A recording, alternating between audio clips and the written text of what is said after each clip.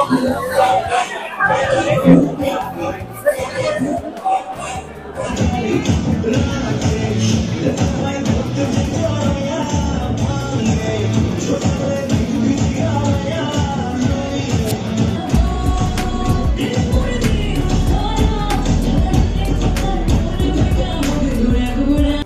সব দ্বন্দ্ব ভুলে এক হয়ে গেল পরিমণি ও বিদ্যা সিনহা মিম।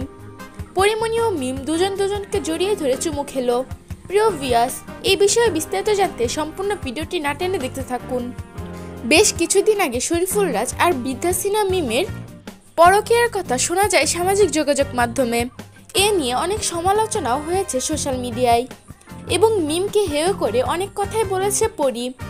সম্প্রতি একটি প্রোগ্রামে পরিমণি মিমকে এসে বলে, এই তুমি কি এখন আমার উপর রাগ করে আছো? সরি, আগের আর সব কথা মনে রেখো না, এসব ভুলে যাও।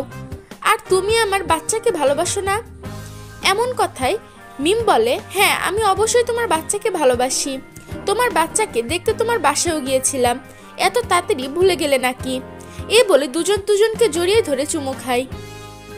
দুজনের দ্বন্দ্ব ভুলে এখন তারা এক হয়ে গিয়েছে। প্রিয় ভিউয়ার্স, এই বিষয় নিয়ে আপনাদের কি মন্তব্য সেটা জানিয়ে দিবেন আমাদের কমেন্ট বক্সে।